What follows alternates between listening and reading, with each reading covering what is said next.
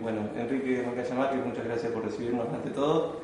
Y bueno, y en plan de empezar esta entrevista, preguntarle qué visión tiene usted desde ya con su trayectoria del periodismo deportivo en la actualidad. Es realmente tentador tratar de diferenciar lo que fue el periodismo que yo aprendí en su momento y la oportunidad que se le presenta a aquellos que inician el estudio y la carrera del periodismo para convertirse en profesionales de esto, y particularmente el periodismo deportivo. Hablo de, como todo el mundo debe suponer, de épocas diferentes en cuanto al avance tecnológico. Y el avance tecnológico no significa poder repetir una jugada 2 o 3 veces y entregar elementos de juicio y para el análisis con mayor precisión, sino que además significa estar informado de todo lo que sucede en todas partes y casi simultáneamente, y en la forma y en la medida y en el momento en que se producen los acontecimientos. Tirándolo al fútbol, metiéndolo en otro terreno, tomemos una frase de Ascargorta que decía: hoy los jugadores, esto lo decía hace 20 años, hoy los jugadores están en condiciones de estar en más lugares, más veces y en menos tiempo. Una lectura no muy original, pero de todas maneras un poco más atenta, diría: se achicó la dimensión del campo de juego. Bueno, es una forma de achicarla, y los responsables generalmente son aquellos que pusieron en condiciones físicas y atléticas a los jugadores para hacer eso, más allá del concepto que se ha dejado de juego y se lo ha transferido a la responsabilidad de la competencia.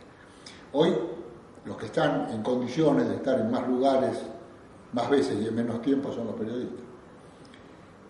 Hay cosas que son inmutables de todas maneras, que son invariables y que deben ser, en el aspecto conceptual, las que sostienen como base ineludible lo que en definitiva termina siendo, más allá de la popularidad, el prestigio. Y creo que es el conocimiento, que es la única base que puede darle o no la razón a aquel que analiza, el respeto con que se transfiere y con que se emite, con que se transmite ese conocimiento. Y en consecuencia, esto de alguna manera está marcando diferencias, porque la tecnología queda en la mano de cualquiera y es la misma tecnología para todos. En cuanto al conocimiento y al respeto, como para poder comunicarlo, depende ya en el aspecto personal. Y volviendo al fútbol, hacemos una figura. Son las individualidades que se escapan a lo que es la disciplina colectiva. En referencia a estas características inmutables, que usted ve que, sobre todo en los periodistas deportivos de las nuevas generaciones, ¿se cumple a rajatabla con estas condiciones? No se cumple a rajatabla. Bueno, no se cumple nunca a rajatabla, pero de todas formas también hay un campo nuevo que se presenta, que es el de la competencia. Y no es el de la competencia que uno debe analizar, sino de la competencia que existe entre los propios periodistas deportivos. En todo caso, hay quienes eligen ser más espectaculares, ser más agresivos, buscar algo que los distinga, y en consecuencia por allí se apartan de lo que mencionamos anteriormente: respeto para expresar el conocimiento, que creo para mí es absolutamente básico, ¿no? Y esto tiene su correlato en la premura, la prisa, el apuro por llegar a ser conocidos o a hacerse populares. Si bien esto a veces está vinculado con lo que significa el reconocimiento profesional por parte de los medios hacia los periodistas en cuanto a ese índice de popularidad relativo, creo que en definitiva y en el fondo no es suficiente. Yo creo que es un poco más de mentira que de verdad. También hizo referencia a la parte de la tecnología. Sí. ¿Qué cree que aporta y qué cree que perjudica a la tarea del periodismo deportivo tener tanta información tan a mano y a veces de fuentes que no son del todo confiables? Yo creo que todo es positivo. Más allá de que haya fuentes no confiables, bueno, en definitiva será aquel que selecciona el responsable de dejar de lado aquellas fuentes que no son responsables. Pero la suma de conocimientos es incuestionable, es indiscutible, es un aporte invalorable en esta época, ¿no?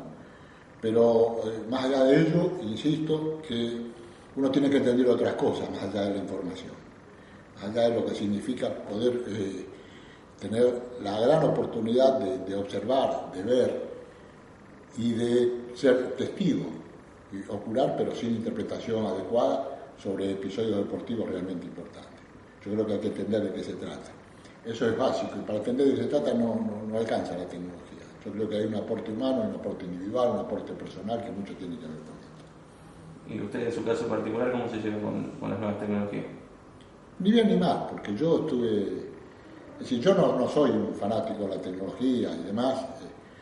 Más, me parece que de pronto no es usada como corresponde, pero yo me hice con la tecnología, o la tecnología puesta al servicio de las transmisiones se hicieron conmigo, pero poco a poco nosotros, por supuesto, teníamos la oportunidad de ir analizando cómo se daban las circunstancias con los elementos que teníamos, es decir, hasta dónde el elemento era indiscutible, hasta dónde el elemento era falible, es decir, cómo teníamos que interpretarlo. Y creo que hoy en día se siguen cometiendo algunos errores, pero bueno, que son de interpretación de la técnica o de la tecnología, si se prefiere, ¿no?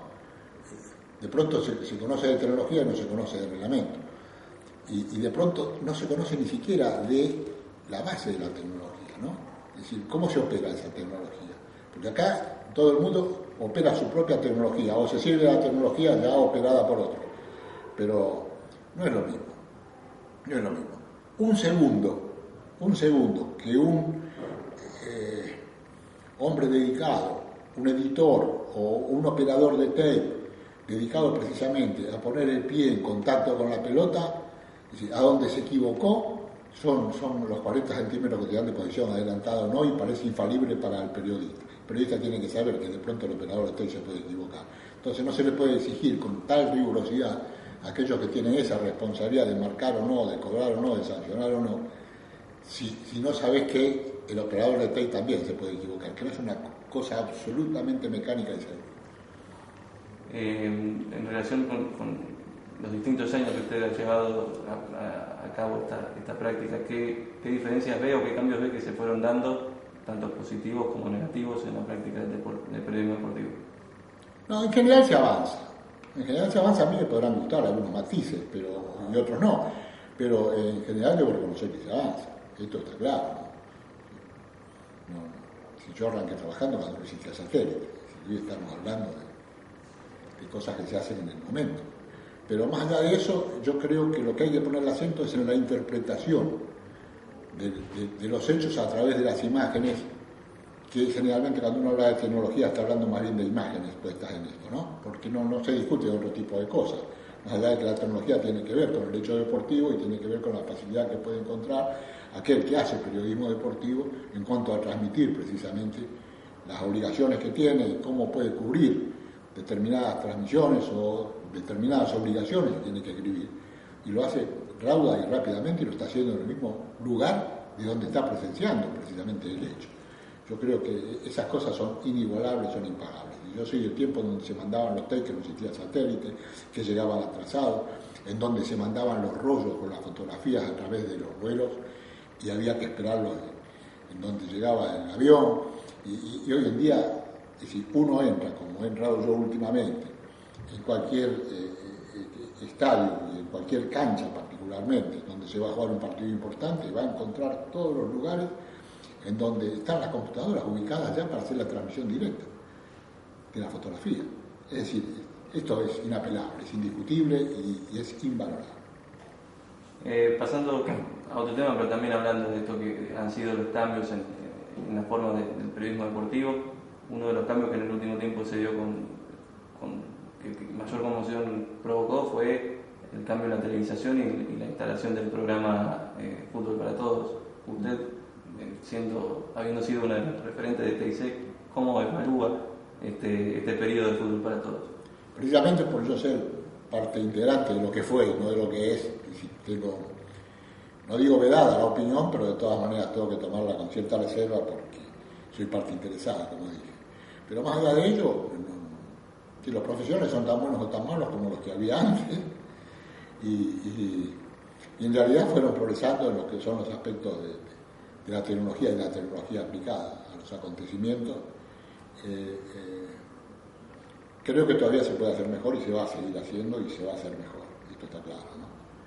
Pero bueno, esto es una inversión, esto es poner dinero, no es tan sencillo, no es tan fácil, significa un esfuerzo, más allá que de pronto yo puedo no estar de acuerdo con aquello que se dice que es el fútbol gratis, nada. Si a alguien se le paga y a alguien cobra, evidentemente esto no es gratis, habrá que preguntar quién es el que pone la plata, quién es el que paga y quién es el que cobra. Pasando ya más a lo que tiene que ver con su trayectoria, sabemos, ha hecho de todo a lo largo de su carrera, pero en principio, ¿qué evaluación hace de todos estos años de carrera? Y realmente estoy satisfecho. Estoy satisfecho porque me siento reconocido, porque me lo dicen, porque me lo expresan, porque me lo demuestran. Y además yo tengo también forma de ponerle un valor o reconocerle un valor a lo que hice y a lo que puedo hacer, como así también darme cuenta de los errores que he cometido a lo largo de toda la carrera, como naturalmente deben cometerse. Pero estoy conforme, esa es la realidad. ¿Y siente que queda algo por hacer? Sí, claro, muchas cosas por hacer, pero deuda que pagar, indudablemente, sobre todo por los tiempos familiares, pero más allá de eso, siempre va a quedar algo por hacer. Pero no es que eso me haga perder el sueño, ni me inquiete demasiado, me ponga muy nervioso, ¿no? Yo creo que ya, de acuerdo con las oportunidades y las circunstancias que se fueron presentando, creo que las pude aprovechar bien. ¿Se ve cubriendo el Mundial de Brasil 2014? En realidad ya lo estoy cubriendo, porque el Mundial empieza con los primeros partidos de la clasificación. Y la parte final del Mundial también, sí, me veo. Pero vamos a esperar de todas maneras, porque de ahí será la culminación del 15º. El retiro, lejos todavía. No, lejos no. Lejos no, porque hay cosas que te van cansando. En fin, no es lo mismo en esencia. Por ahí estaba leyendo hace muy poco aquello de que el fútbol es una religión pagana y que tiene sus propias catedrales, y las catedrales son los estadios, y uno ve los estadios que se hacen para jugar al fútbol y dice, estamos en otra sociedad, ¿de dónde estamos? No se condice una cosa con la otra, pero bueno, más allá de esto, que son juicios de valor en el aspecto social, se me ocurre que hay cosas que se han transformado para bien y otras que han ido perdiendo valor. Estamos hablando de cosas diferentes. El fútbol que yo jugué cuando era chico, el fútbol que comencé a analizar cuando comencé a crecer, no es el fútbol de hoy. Es otra cosa. El fútbol de hoy es un negocio, el fútbol de hoy es una pasión, el fútbol de hoy es un deporte cultural, el fútbol de hoy responde a muchos intereses.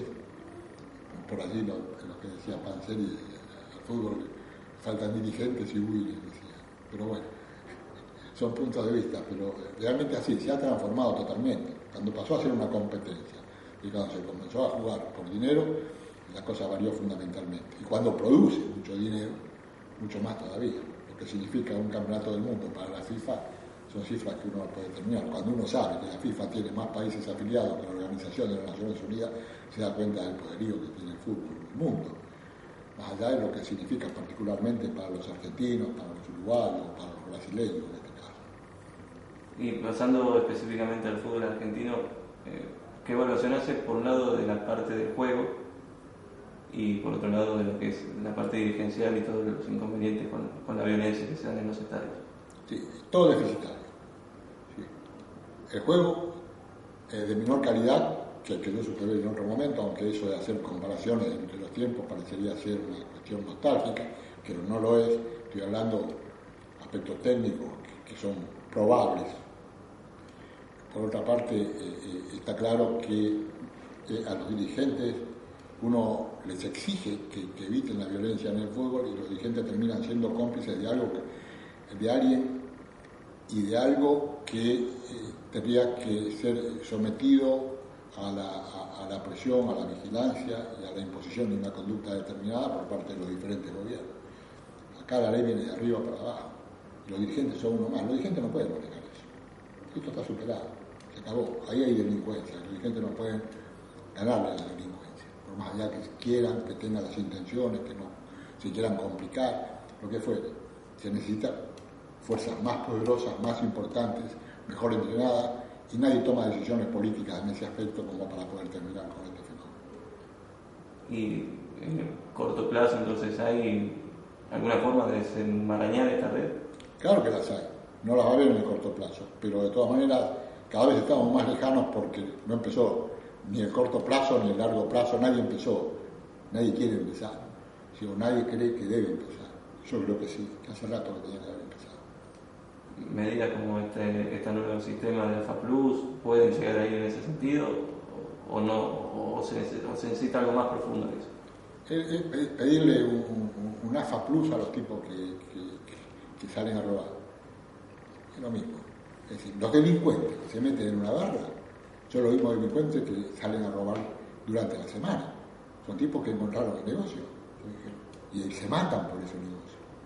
Y entonces, someten a dirigentes. Es decir, porque les importa un pepino, porque devalorizan su vida, porque su vida, entienden, no tiene valor y por eso se la juegan por 3 pesos, por 10 pesos, por lo que fuere. Y en consecuencia, esto es un aspecto social. El fútbol termina siendo un espejo. Entonces, el que quiere darse cuenta de cómo se vive socialmente en la Argentina puede mirar el fútbol. Entonces, que no le echen la culpa al fútbol de lo que pasa en la sociedad argentina. El fútbol es una parte de la sociedad argentina. Son los comportamientos sociales los que tienen que ser modificados. Y mientras no se modifiquen esos comportamientos sociales, que lógicamente obedecen a una serie de factores que influyen en la formación del ser humano, del ser argentino, hasta que no se modifique eso, esto no tiene remedio, no cabe nada. Bueno, por último, ya para ir cerrando y lo liberamos, que sabemos que tiene que tomar finales, precisamente aprovechando que estamos acá en la Universidad de Palermo, un mensaje que le pueda dejar a los estudiantes del periodismo deportivo, tanto de su lugar como profesor como profesional del periodismo deportivo. Yo creo que hay que tener ideas propias, saber analizar las ideas de los demás, saber quedarse y acertar en cuanto a la elección de aquellas ideas que uno puede tomar para incorporarlas a su propio bagaje, y volvemos un poco a lo que dije casi en la primera pregunta como respuesta, ¿no? El respeto y el conocimiento. Yo creo que esto es básico. Bueno, muchas gracias, Enrique. Chao, hasta pronto.